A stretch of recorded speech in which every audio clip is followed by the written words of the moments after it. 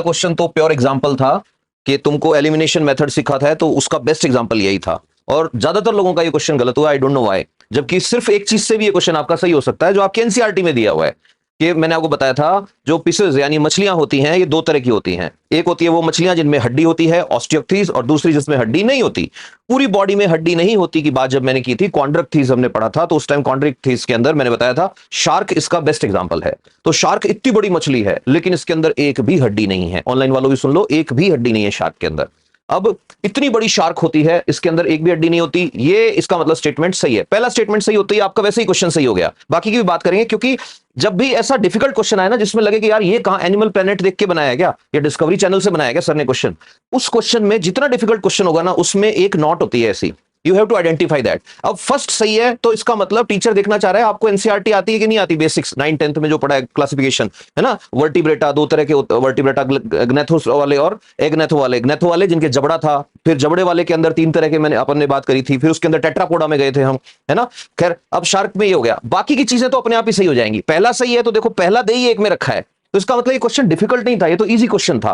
फिर भी आगे देख लो कि टाइगर शार्क जो होती है, it is famous for intrauterine cannibalism. अब कैनिबलिज्म का मतलब क्या होता है, जो अपने ही जात को खा जाए, उसको कहते हैं कैनिबलिज्म। तो टाइगर शार्क जो होती है, उसके पेट में एक से ज्यादा बच्चे होते हैं। अब जो बच्चा सबसे पहले बनता है ना, वो अपने बाकी भाई बहनों को सबको खा जाता है। ये सिर्फ टाइगर शार्क में होता है। ये एक फैक्ट याद रखना है, मतलब याद नहीं रखने की जरूरत नहीं है, ये इससे लिंक्ड है। नेक्स्ट, शार्क जो है डायनासोर से पहली थी, यस। इनफैक्ट शार्क जो है इस दुनिया में इतनी पुरानी है कि पहला पेड़, जो पूरा डेवलप्ड पेड़ हम पढ़ते हैं, याद हो तो आपको, टेरिडोफाइटा, उसके बाद में हमने बात करी थी जिम्नोस्पर्म, एंजियोस्पर्म, तो ये जब डेवलप हो रहे थे ना, उससे पहले शार्क आ चुकी थी समंदर में। शार्क वो एनिमल है कॉकरोच की तरह, जिसने बहुत लंबी दुनिया देखी है। शार्क ने 5 एक्सटिंक्शन देखे हैं, ये आज भी मेंटेन्ड है।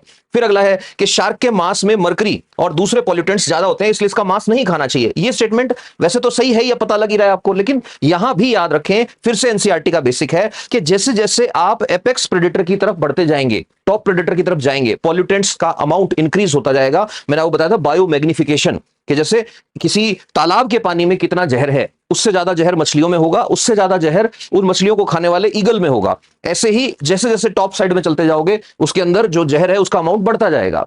तो ये क्वेश्चन जिसको तुम मुश्किल बता रहे थे, ये मुश्किल बिल्कुल भी नहीं है। सिर्फ बेसिक्स अगर पता है, जिसको ये पता है, उसका ये क्वेश्चन सबसे इजी क्वेश्चन ये लगेगा उसको आज वाले पेपर के अंदर।